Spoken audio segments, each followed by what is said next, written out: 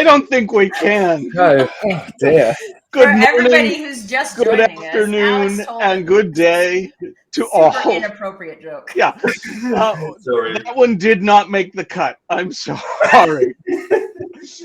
Welcome to another edition of the Digital Download.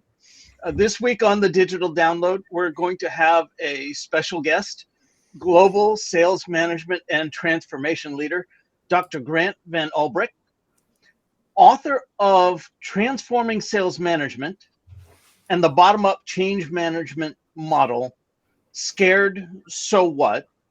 He's going to share with us his insights on the emotional impact of change and why it's important to critically reflect and focus on actions before making a decision and responding to it. But before we get into that, let's go around the horn with some introductions. Adam, would you kick us off, please? I'd be delighted to. Hello, everybody. I'm Adam Gray. I'm co-founder of DLA Ignite, and I'm very excited about this afternoon's stream. Excellent. Tracy. Good morning, all. Tracy Borison from TLB Coaching and Events, where we care about optimizing sales and marketing efforts and people. And I am proud, because I get to say it first today, proud DLA Ignite partner. Excellent. Thank you. Jensen. Hi, all. Jensen Abbott from Supero, social influence and interactions coach, and also a proud and happy DLA associate and partner. Excellent. Thank you. Alex. Good afternoon, all. Alex Abbott, founder of Supero. We're a B2B sales consultancy focused on social selling and value selling. I am an ecstatic DLA partner. See what I did there? Yes. Excellent. Thank you. Tim. Hi, I'm Tim Hughes. I'm the CEO and co-founder of DLA Ignite, and I'm getting over the fact that this week I met Adam face to face. First time in, what was it, 2 years? It's certainly 18 months. Yeah, 18 months. Amazing. Even though we speak every day by video call, and yesterday we met. We had a hug. And it was the first time we'd seen each other face to face for 18 months or something. I'm getting quite emotional now just thinking about it. And we had a lot of fun as well. We did. Fantastic day. Fantastic day. And myself, I'm Rob Durant, founder of Flywheel Results. We help startups scale. And I, too, am an adequate DLA Ignite partner. So today, on the Digital Download, we're going to talk about transforming sales management. We're going to talk about things like what support tools are available when you're confronted with change. How can sales leaders teach their team to embrace change management? And how is change, like a corporate rollout or an organizational restructuring, similar to changing customer expectations or the rejection of sales opportunities? We're going to have Dr. Grant Van Ulbrich joining us to discuss this.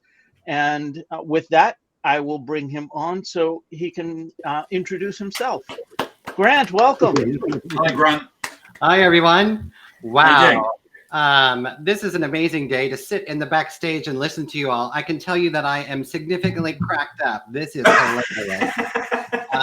What have I been missing? Such an incredible team. And yes, I too am a champion of DLA Ignite and Supero and Flywheel. So there, did I say it correctly? Am I all here? Absolutely. Welcome. Thank you. It's great to be here with you guys. Dr. Grant, would you please give us a brief introduction of yourself? Yeah, wow. Brief introduction. How much time do you have? All the time you want. We have an hour to kill. We've got to kill the whole hour.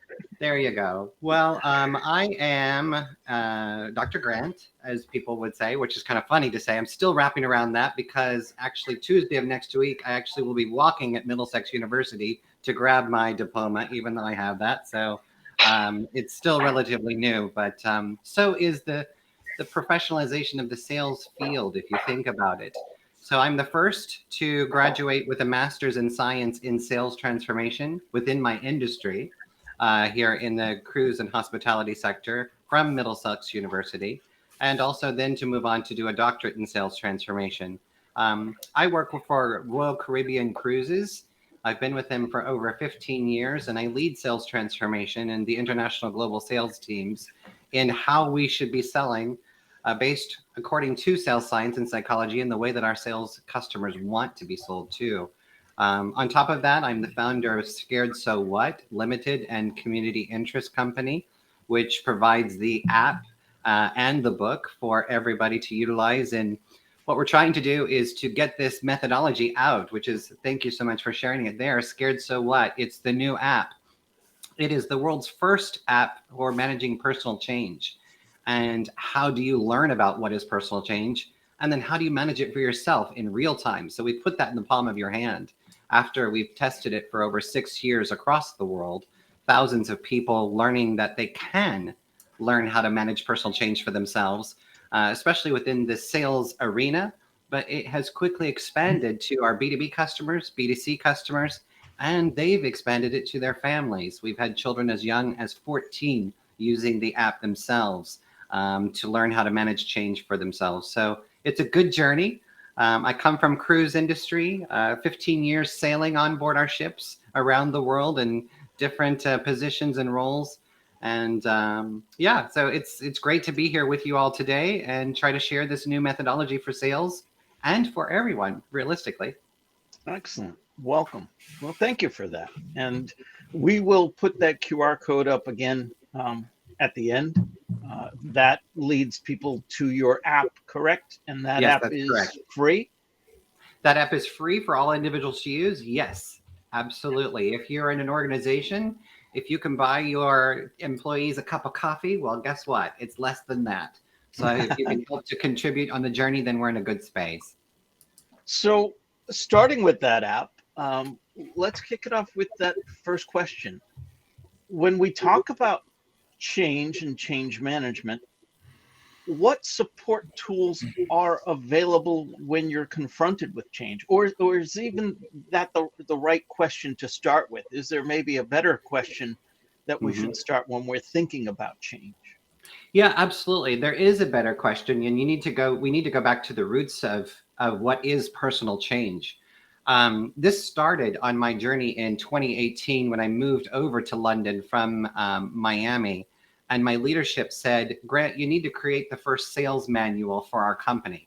We've been operating 80,000 employees for over 50 years, but the true art of selling just doesn't exist. How do we do that? And so I went extensively throughout the company to find out, what do we teach our people, and how do we teach them through key account management, retail sales management, sales enablement, sales support, all these structures. And there wasn't anything. There was thousands of documents on products which made sense for our ships, right? This is our ship, this is the destination, this is the staterooms, all the exciting things on board the ships. But when you get into it, how do you teach people how to sell? That wasn't there. It just didn't exist. So my supervisor knew of this new master's program here in England under the Consalia Sales Business School in Middlesex University. And he said, Grant, I hate to say this, but in your 40s, you're going to have to go back to university. And you're going to have to start over. And would you do that? And I said, yes, I'd be happy to do it. So in the master's program, module 4 is about leading sales transformation. And as a sales leader, we were required to learn all of the global organizational change models and structures meant to be to apply on our people. And that's where I had a problem. So as the only American in the crowd with, and this, mind you, the cohort is with senior vice presidents from all over the world. And here, little Yankee American raises his hand and says, I don't think this is appropriate. And my professor said, what do you mean? And I said, well, people can accept change, right? Do we agree with that? And I think all of you would agree we can accept change. But can people reject change? Yes, we can reject change. Great. So we all agreed on that. But these models that you're expecting me to use within my business practice, they're all prescriptive and say that people will magically accept. Where's the model to help the individual? And they said, well, some of these apply to that. And I said, but again, what happens when they reject change? It was silence. They said, well, that model doesn't really exist. I said, spot on. So what do I do now? You're teaching me, Masters of Science, leading sales transformation. What am I supposed to do for my sales force around the world to help them embrace change? And they said, maybe you need to create the model. So that's what I did. And so in the research, it starts, to your point, it starts out, what is personal change? And you think to yourselves, each one of us, have you ever been taught how to manage personal change for yourself? No? Tim? No. Alex? Tracy? Adam? Rob? No, I don't think so. Yeah. So in your personal life, whenever you went to your mom, dad, brother, sister, a supervisor, a teacher, or anybody, or maybe even your boss today, it doesn't matter what point in your life, we all experience change. But when you had a change situation and you went to somebody, say I went to you, Tim, this is happening and I don't know what to do. The best you could give me is, oh, you'll be fine, Grant. I was going to say, just get on with it, Grant. Yeah, just get on with it. I hear that a lot over here in the UK. Just get on with it. And I love it. It's brilliant. But my question is, does that make you feel good? Is that any advice? Is that anything to help you manage that change? And the answer is no. Exactly. It's not. Your body and your mind is saying something is wrong. I need help. We need a way to get through this. It doesn't matter if it's a positive change, like you're getting a new job, getting a promotion, buying a house or a car, getting married. Think about that, guys. You know, the groom standing up there, you're stressed, but it's supposed to be the best day of your life. So it doesn't matter if it's a positive change or a negative change. Your body goes through the same situation. And the best that people can do is offer us a platitude and just say, hey, just get on with it or you'll be okay. But that doesn't help you. So there was no model. And so what I wanted to do was identify what is personal change. And it is any change that happens to you, for you, with you, or about you. It's not about the organization. Organizational change models don't apply at this moment. It's about you. And so that's where the scared so what methodology came. And scared focuses on you and your feelings so that you can slow down and you can critically assess and reflect on what's happening so that you can make an informed decision rather than an assumption. Because we all know what happens when you make an assumption, right? You usually get it wrong. But that's the process. We want to get through scared, make an informed decision. But then again, where all of the organizational models fall flat, so what? So what does it mean? Or so what can I do about it? You know, we've had many of my sales teams say that as well too. You give a direction, you tell them what they're supposed to do, and they're like, well, I don't understand. So what should I do?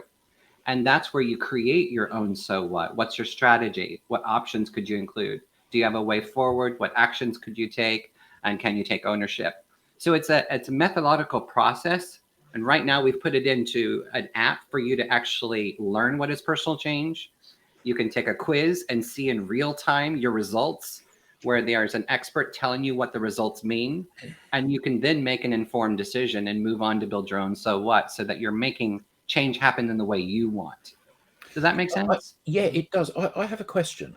So yeah. I guess the question is two questions, really. So the first of them is, you know, we work in the B2B space and we help organizations go through organizational change around how they have conversations from the individuals to their target markets.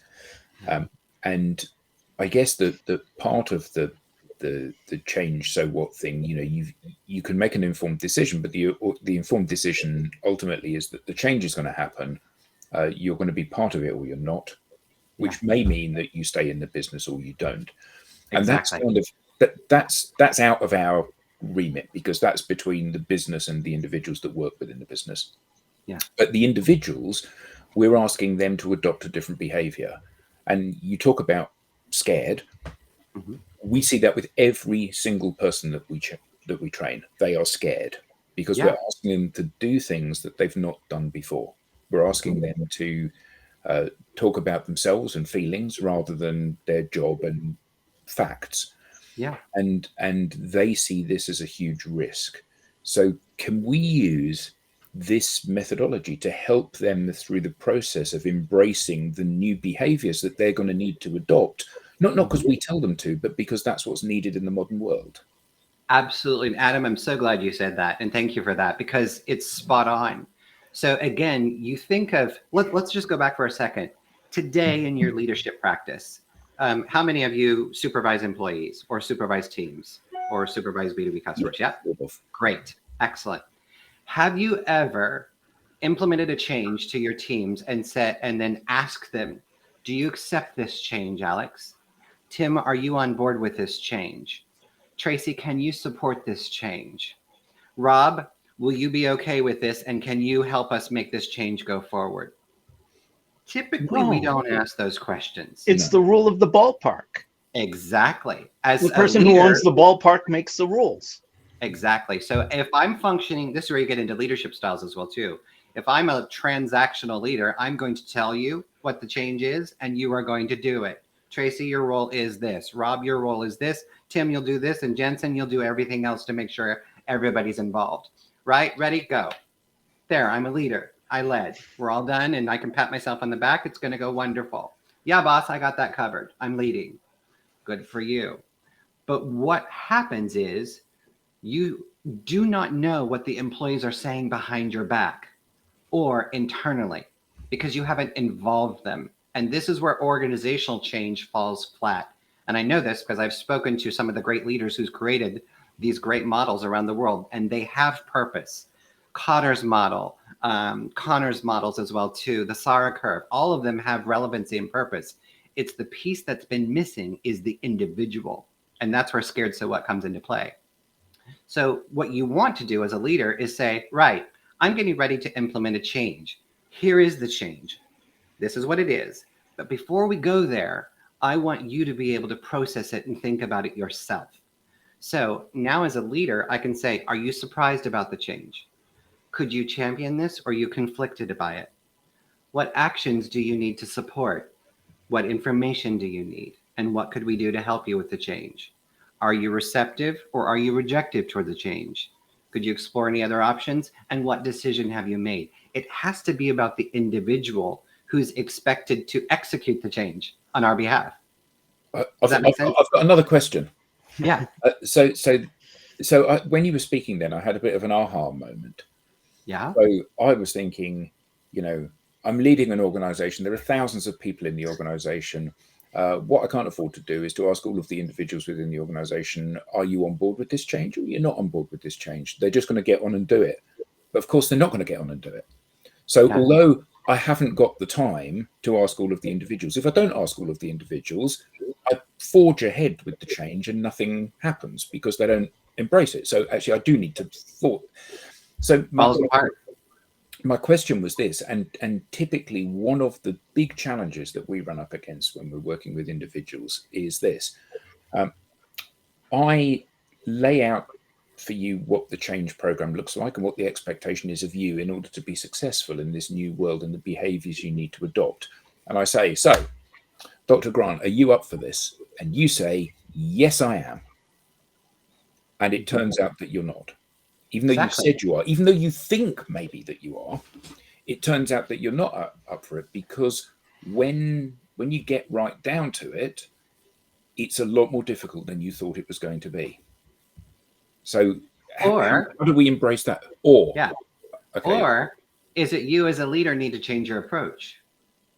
Because when you go, Dr. Grant, are you up for it? You're my supervisor and you've just put me on the spot. Do I really have an option or an opportunity there? You've just given the direction. You're up for it. I may not see that I have a choice at that moment. Or are you as a leader able to become a transformational leader and change your way to say, right, Grant, I realize I've just thrown a big change at you. You're going to need some time to think about this. I want you to go back and reflect. Maybe you take the scared quiz and you see exactly where you are. And then we come back, and as a transformational leader, I'm going to support you to ensure that you are on board. Now I'm being inclusive. Now I'm giving you the opportunity to think and reflect. And then you come back to me and say, I've thought about this. I didn't just assume and make an assumption or make a knee-jerk reaction. I've actually thought this through. And you know what? I think we can be successful if we do A, B, C, and D. Or I think there's a danger here. Again, as leaders, This is where we all need to change, and we need to learn how to lead true proper change. It's two spectrums, and what we've only been doing is the one spectrum, leading from the organizational change piece, putting that on top of the organization, saying this is what has to happen to make it be successful. And that's through no fault of any of our own. We've never been taught how to manage personal change or that it was relevant. But now that you're awoken to this, and now that you understand that if you want organizational change to be successful, you've got to include the people who are supposed to carry it out. So then what would you do? You employ scared so what here first. Doesn't take much time at all. You could do, if you're a CEO, you could do it in the organization. Right, everybody take the quiz, boom. Now, managers, supervisors, start facilitating the conversations. Do we have everybody on board? Take 2 to 3 days to make sure that we've got it. Great.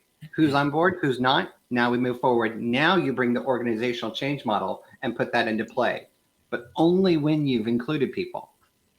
Does that make sense? Yeah. Do you so if a company wants to use your methodology, could they brand it as their own then? So Absolutely. Yeah, absolutely. So Okay. we So have a Grant, comment what do you- here. I want to make sure that we address it. Mark McDermott says, sorry, leaders need to enact due process, not just go reflect on what's already been decided. Any thoughts on that? Yeah, I had my aha moment about exactly that. You know, which is the fact that you can decide what you're going to do. Right, I've decided that we as a team are all walking this way, and I start walking, and you guys all walk in the other direction, and then I wonder why no one's following me. Well, and I would put that on you and say, are you leading transactionally because I've decided to walk this way, or are you leading transformationally and you're bringing your team along the journey? Yeah, it's hard and it's a different process, and I appreciate that comment. It's absolutely true. As CEOs and leaders and senior vice presidents, whatever your role in leading, you're supposed to lead a company or an organization towards a direction. Yes, that's true. But it's also part of your responsibility to develop the team that you're taking on the journey, and to make sure that you're investing in the talent that you've spent so much money and time to bring on board. So therefore, take the minute extra step to include those individuals. You can still have, like, for example, I can say, as I'm running this corporation and running a sales division, we need to be going this direction. That's fantastic. It's how you go that direction. Do you take the first few moments and include the people and their thoughts and feelings so that you can be sure to ensure everybody's on board? Or do you just blindly go forward? That's what we've done in the past. And there's a reason why McKinsey studies, Harvard Business Review studies, Oxford Business Review studies, countless say that 30% of change management in organizations is successful. The other 70% is in somewhere a mix of different outcomes. And that's because when you go back to these studies and the researchers and the leaders of organizational change, and you ask them, why does organizational change fail so often? And they will tell you every time, it's because you didn't include the individual. And so we think on that. We can give directions, we can give leaderships and think that we're leading. But to your point, if an employee comes back and says, well, I'm rejecting this change, wouldn't you want to know that as a supervisor or a leader? And wouldn't you want to try to take the opportunity to bring them on board? Maybe it's as simple as they don't understand the message. Maybe it's as simple as they don't see themselves within the change process. And in fostering that conversation and fostering that discussion and getting them the information they need, you could turn them on board. But to your point, Adam, we do not accept every single change that comes to us, and that's okay. What the goal of this is to teach people how to reflect on personal change so that they can make the right decision for them. And if the decision comes that, you know what, I'm no longer aligning, my values don't align, my identity doesn't align with the direction the company's going, excellent. As a supervisor, how do I help you? Do you need to go into another role? Do you need to go somewhere else? Because my job is to protect the company and you, because you're a part of it. But if you're choosing not to be a part of it, then no skin, no loss. How do I help you? How do I help you get where you want to be? Life's too short. So how do we go from having people take that scared quiz to applying what they've done versus just having them take it and really just pandering to them. Oh, we Yeah. think we care about you, but we're not going to even read the results. Yeah. So that's where you go to the so what. So there's two sides of it. And this is really interesting in the research we did around the world. We had just in one scenario, we had over 1,180 B2B travel agents participating in a study. And we asked them, we said, what do you think of the two elements scared, which is your feelings, and so what, which is the actions to hold you accountable and execute the change in the way you want? Which do you think is viable or more viable? And about 50% of them said, it was right down the board. 50% said, I want to focus on the feeling side of it. I think this will help me to be able to add clarity and make an informed decision. That's important to me. The other half said, I don't care about my feelings. I just want to get on with how to do it. I want to build the plan. I want to make sure things succeed. That's where I want to go. But we said, okay, so out of that, is one more valuable than the other? 98% came back and said, you must do both. Even though I lean towards one side or the other, you must do both. If we're learning about what is personal change and we're starting to include the individual so that the process can work and be more successful, we need to embrace your feelings. And then to your point, how do you enforce it so it's not fluff? You go on to the so what plan. And as a supervisor, show me, what is your so what plan as you've built it out in your app? Okay, this is my strategy. These are my options. These are my opportunities. This is my way forward. Here's how I'm going to take actions to make sure the change happens. And finally, the T, which is taking ownership. These are the milestones that I will achieve so that I can make sure the change happens the way we all want. And by doing that, what you're doing is you're facilitating the coaching process, right? So we all know transactional leadership. I point and I tell you what to do. Well, guess what? Yeah, you get 50% of me, you get 100% of me. And when you lead that way and it doesn't work, I can say, well, Tracy, you told me what to do. I did what you said and it didn't work. If you utilize true proper coaching, which is what this model does, it allows for self-coaching and also a supervisor to chime in. It transfers ownership. And then the employee is actually making their own plan. And when they make their own plan, they're more susceptible to actually ensure it's successful. That's what you want to do. Now, eventually you want to get away from the app. You don't need to use this from every single thing, but once it becomes a skill set, then you're perfect. When change happens to you, you stop yourself, right? Am I scared? Am I surprised? What am I thinking? Can I make an informed decision? Yes, I can. Move forward. What's my plan? Now you're teaching people how to become informative, decision, critical, reflective thinkers versus just, oh, well, Tim, I don't know what to do. You tell me what to do. Sure, I'll do what you said. Does that make Tracy, sense? you had a question? Yeah. Tracy.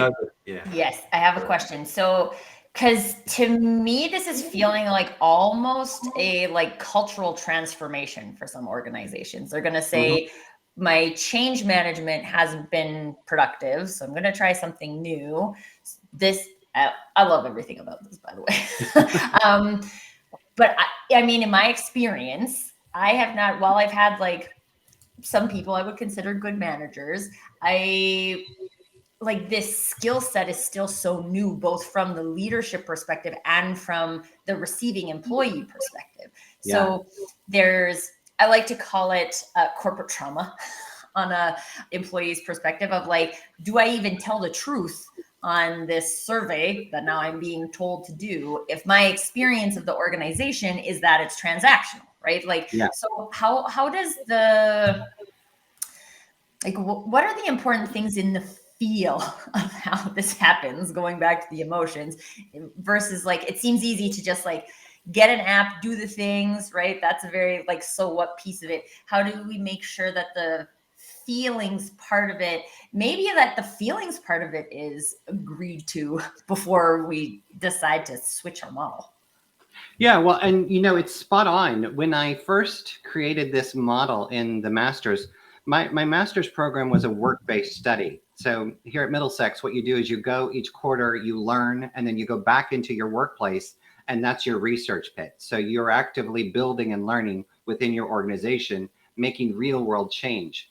So we built this within Royal Caribbean International pre-pandemic. And then the pandemic happened.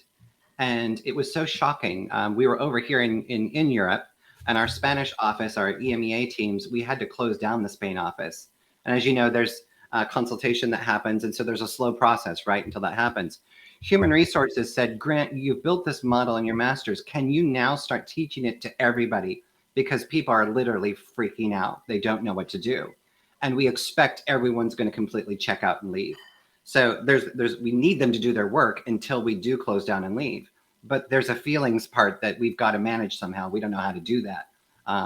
So I brought it out, and we started teaching and holding workshops with all of the individuals. And a miraculous thing started to happen. People actually were doing their jobs. So in that situation, hundreds of people were losing their jobs, and we thought they're just going to check out. But once we taught them how to think about their feelings, they then made their own informed decision and came back to us. They started showing up to supervisors, to our VPs, to our directors, to HR going, here's my so what plan. I need this from you. I need to move forward. I need this to make sure that I'm okay. And now I'm going to go back and do my job. It was shocking how simple it was to give the people that forward. And then to your question, how do you provide the space for people to be real? People are dying to let their voice be heard in some way, shape, or form. And that's a bigger scientific discussion. If you look at Dr. Julian Birkinshaw's work of where we are living today in the democracy, people have two phones taking pictures of their food, of their social media everywhere where they live. We are living in an emotive environment to where people want to be heard. They want to be liked. They want to be seen, etc. So it is a generational gap.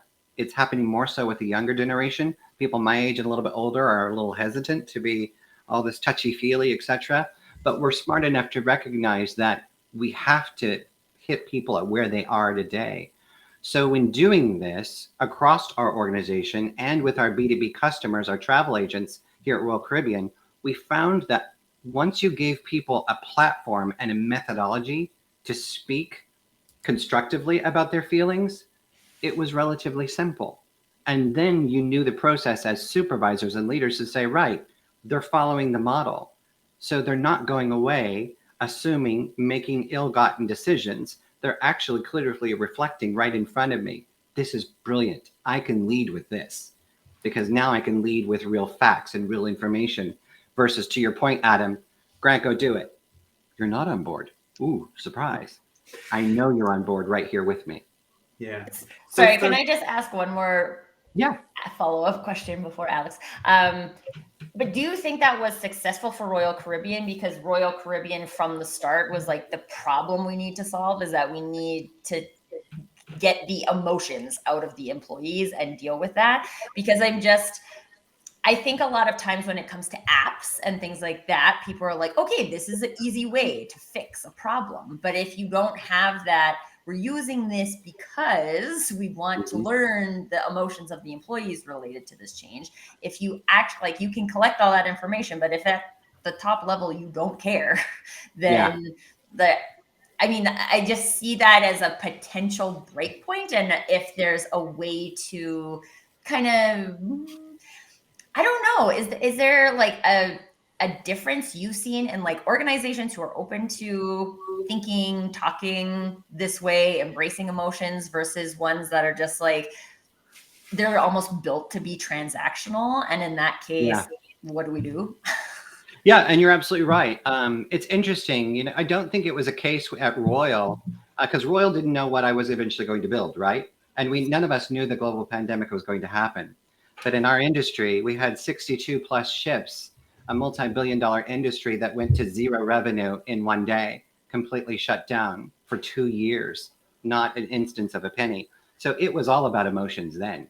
And the same thing with the travel industry, hotels, airlines, travel agents themselves. We were all shut down. So it was a beautiful recipe to test something like this out.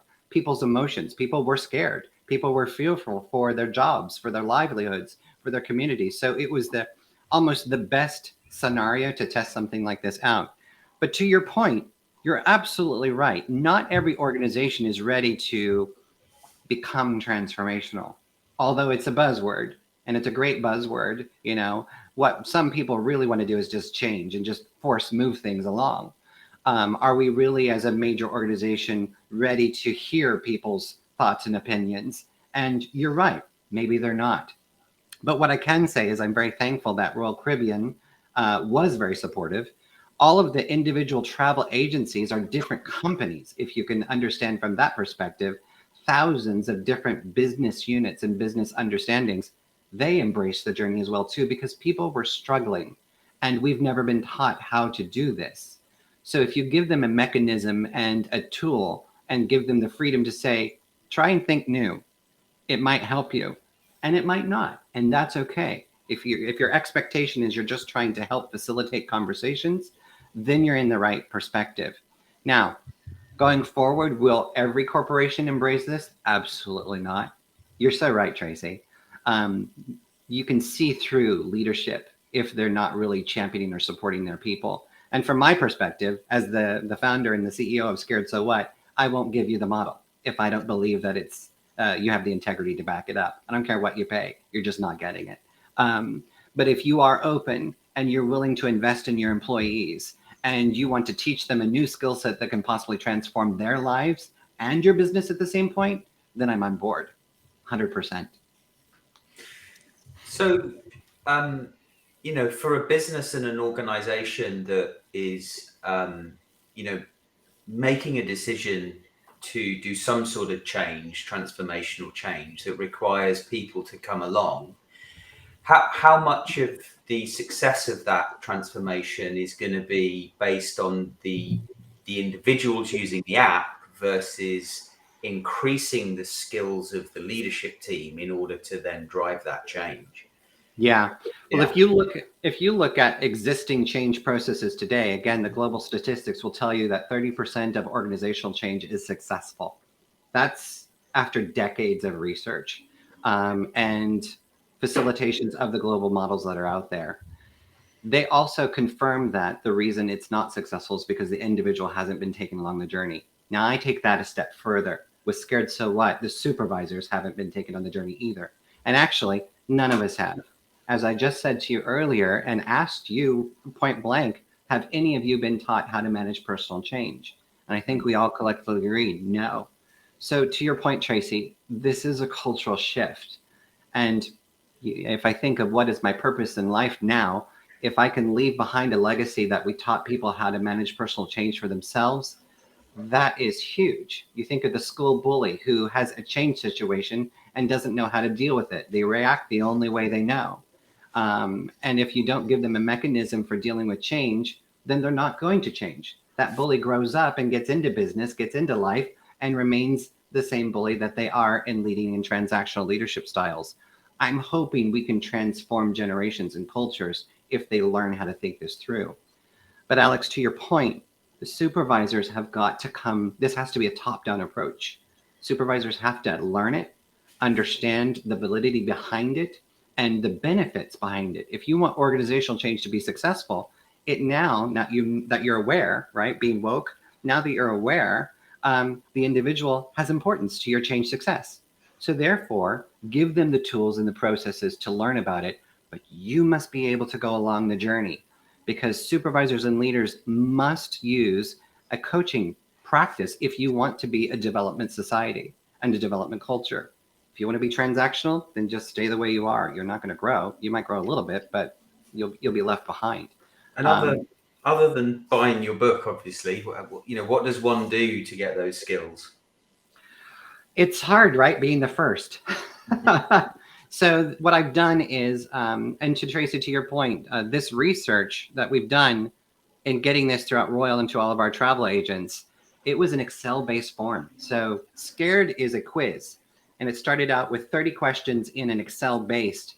And we asked them in an algorithmic rhythm. We asked the questions over and over different ways so that we could assess what your feelings, your true feelings were towards the change. And it gave you an outcome. And then So What was a template for you to structurally build your strategy plan. We've only just put this into digital. So all the success we had throughout the 5 years of research was from Excel. People taking the Excel data, and they did it on their own. The app just launched the same time as the book just last month. So it's fresh and new.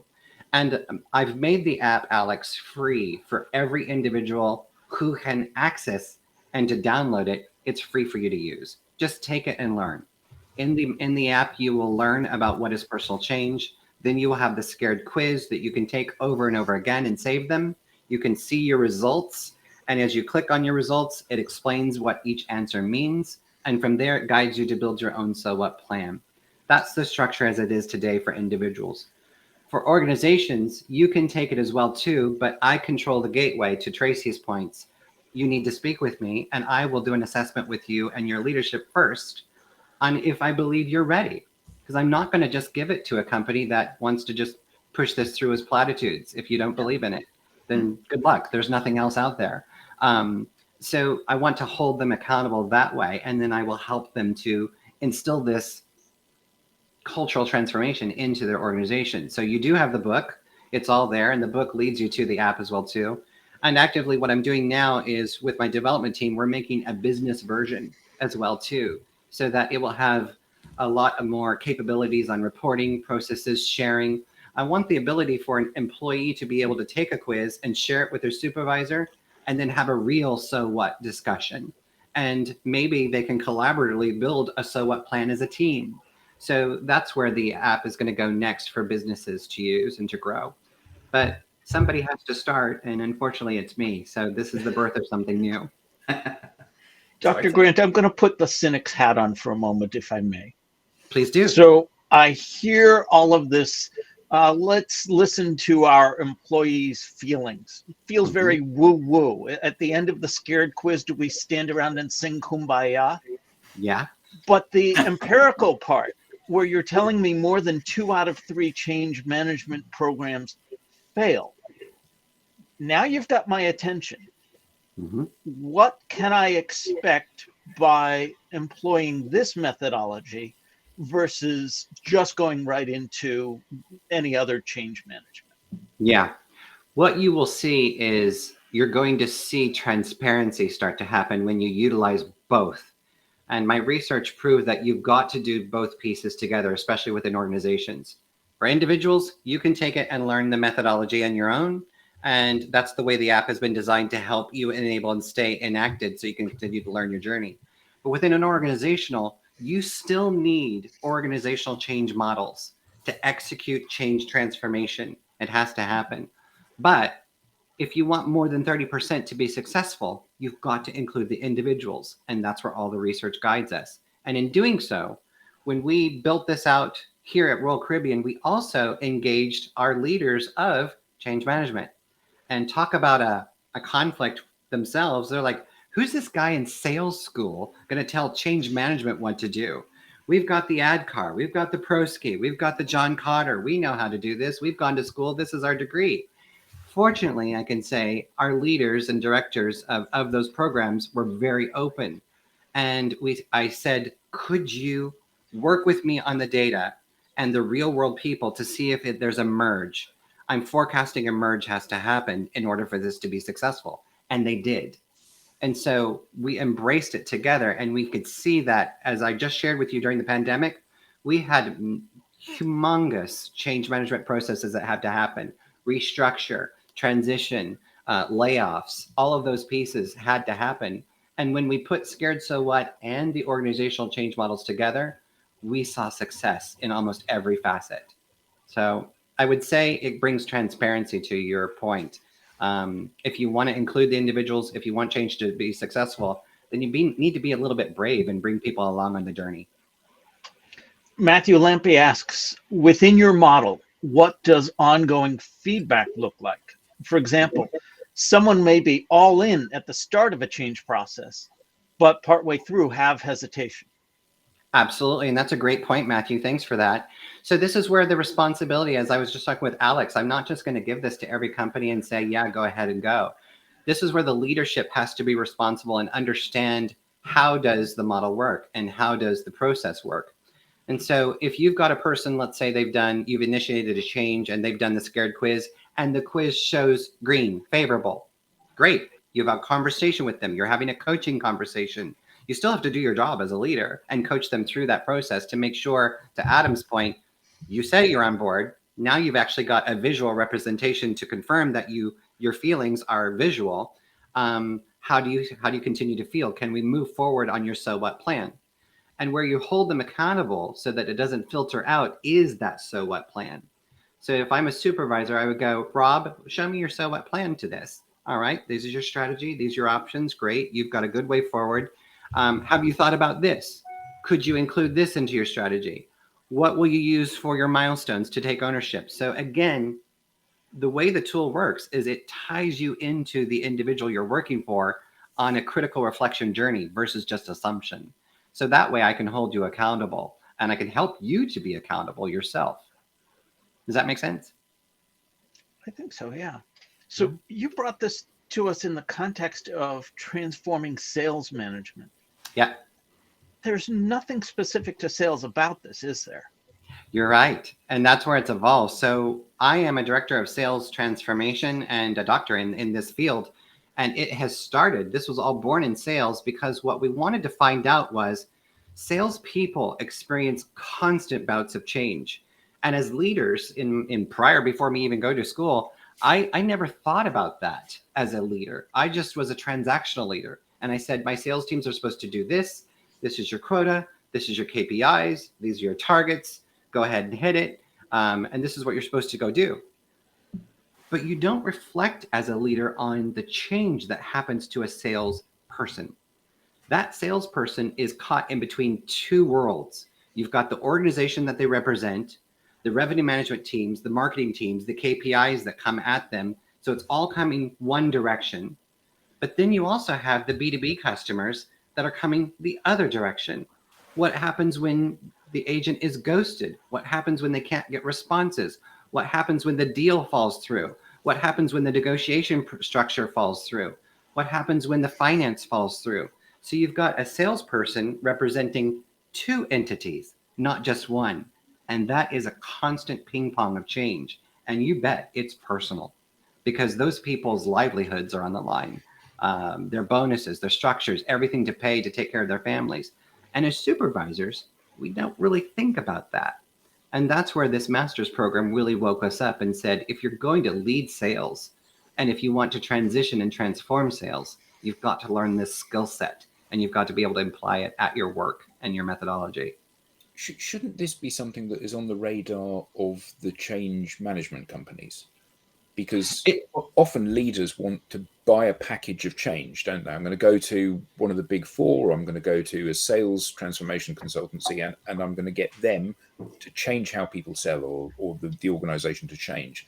Yeah. And the leader, I mean, I guess the bigger the organization, the more the leader is detached from the people on the coalface. So isn't this something that the transformation business should be embracing and saying, okay, well, if you want to succeed, it's not just about the processes and the policies and the KPIs and the objectives that we put in, but it's also about how do we take people and get them to walk in that direction without us constantly shepherding them and pushing them. Yeah, and you're absolutely right. And the answer is yes, they should be. This should be taught in MBAs, masters, leadership programs, leadership development programs, consultancies, and yes, by the change management gurus themselves. It is brand new. It is barely just 6 years old from the start of the program. And it's how do we package that up and get it out? That's my next job as the leader of Scared So What, is to get it out to the world. And it's interesting from the change management perspective. I've been on a couple of webinars with Teresa Moulton, who is the chief editor of the Change Management Review. And to me, she's just right up there. She's phenomenal at leading global change consulting, change leadership, change coaching, all of those programs. And she has a humongous following. And I was on her shows and she said, Grant, we have never thought about this. We've never thought about personal change. We've just accepted that organizational change has been the impetus to drive things forward. But then what about the individual and their ability to accept or reject change?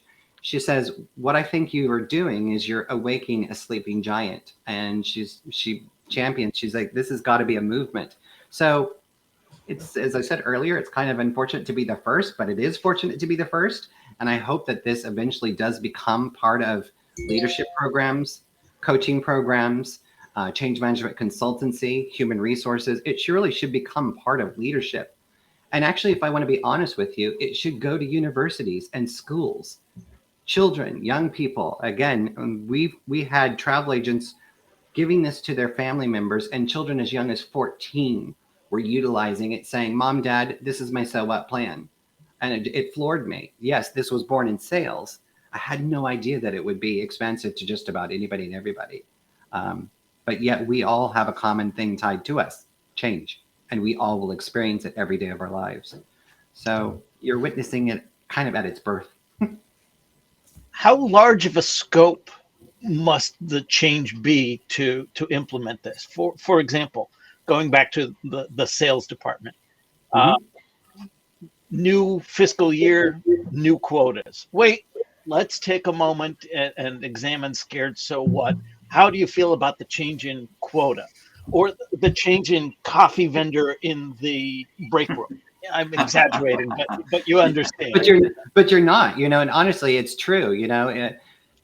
Change is personal and it's relevant to each individual. And if I learned so much about change. Did you realize that there's an actual clinical diagnosis for the fear of change? Does anybody know what it is? Ever heard of it?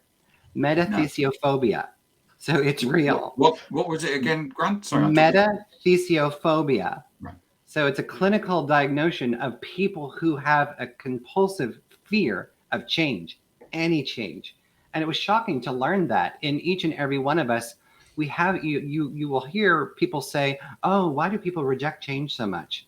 And it's not about that they reject it. They don't know how to think about it. And we haven't taught them how to think about it. And if we actually could give this methodology and people learned it as a skill set, what kind of generation would we be then? So it really can be any type of change, Rob. It could be as simple as, oh my gosh, I'm getting a new house. What am I going to do? All right, breathe. I can panic about it. Or it could be as something as in my sales job, as we rightfully see, my clients ghosting me. What am I supposed to do? All right. Are you surprised? Well, what do you mean, am I surprised? Are you surprised by what's happening? Well, yeah, they're ghosting me. Okay. Are you conflicted about that? Yeah, I don't like that. All right. So what actions? What are you going to do? Ah, okay. So my clients ghosting me. What could I do? All right. Well, maybe I could ask their supervisor or ask a friend to find out what's going on. Right. Now actions are happening. Now you're slowing down. That's what scared does. Instead of, what do I do? It allows you to pause and think. It could be for the, it's funny you mentioned the coffee vendor. What if it's the person in procurement who's saying, oh my God, they just raised the price on coffee. What am I going to do? That becomes a personal change for that person. That's pretty critical if they're going to keep their jobs going. But it really, in all candor, it's up to the individual and what's important to them. You reminded me of an old mantra I was once taught. Where I am is where I am. Yeah. But where I want to go is up to me. That's true. And if I'm hearing you correctly, you're suggesting that we recognize something is going to be different. We pause and we intentionally act on that going forward. Yeah. And yours is a prescriptive methodology to help us model through that. Is that correct? Correct. Prescriptive, it's not meant to be prescriptive. Something I learned from Dr. Elizabeth Kubler-Ross. I don't know if you know her. She's unfortunately no longer with us in the world, but she is the first and foremost creator of the change curve, which is on death and dying. She's very, very famous for her research to helping people understand about that process of what they're going through. Her work has been constantly accredited to the SARA curve or the SARA model, which is shock, anger, resistance, acceptance. That is commonly found in business, and even it was taught in the university. I actually interviewed her son, who is the president and founder of her foundation, and he said, you know what, Grant? That's not what my mom wrote, and that's not what my mom meant in her model. Somewhere in business, people have adapted that. He goes, but what you're trying to do, and what I see what you're trying to do, is you're trying to teach people how to have a conversation with themselves first. It's not linear.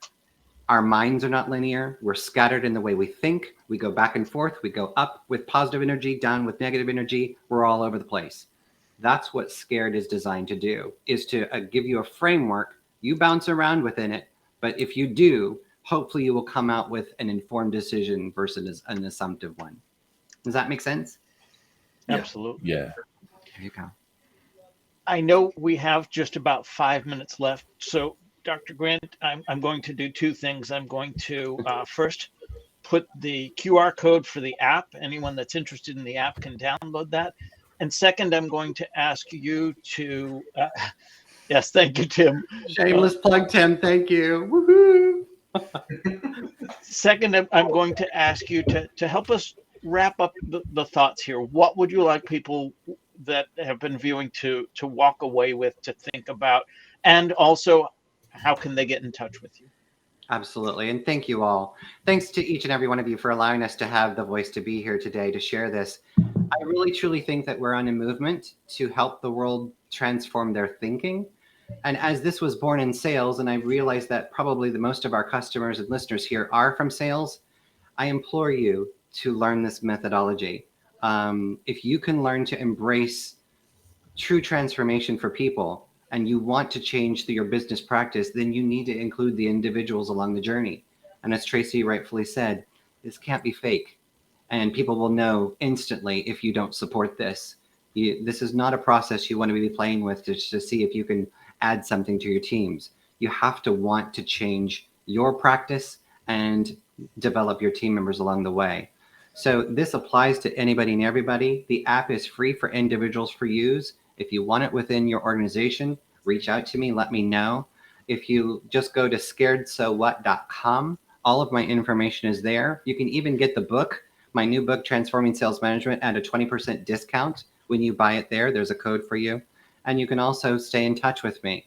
I'm here to support you on the journey. And what I want to do is to get this out to the world so that we can transform the way we work, the way we live, and of course, the way we sell. Awesome. And I can tell in real time, we've already got people scanning the QR code. So excellent. Very good. Anyone with some final thoughts, some questions, anything that they wanted to address regarding this before we wrap up the show? There was something that just came up for me more in terms of an example so when I came back from maternity leave, pretty much everything with my department was different. In Canada, we get a year, so that can happen. And not once did anybody ask me how I felt about it. I was just supposed to come back in and like do what I had always done with different people in different roles. And I was like, I just wanted to emphasize that, Dr. Grant, because you had said like, we don't notice that. And I think one of the powerful pieces of the conversation is that we can start to notice. We can start and ask those questions and just say like, do we think there might be something different? Maybe it's one person coming back into a thing, or someone's had a personal loss. And these types of things change who we are as people. And I just think it's a really good self-awareness practice as well from a leadership perspective to just start asking those questions. And a great place to start is asking yourself. What would that feel like for you?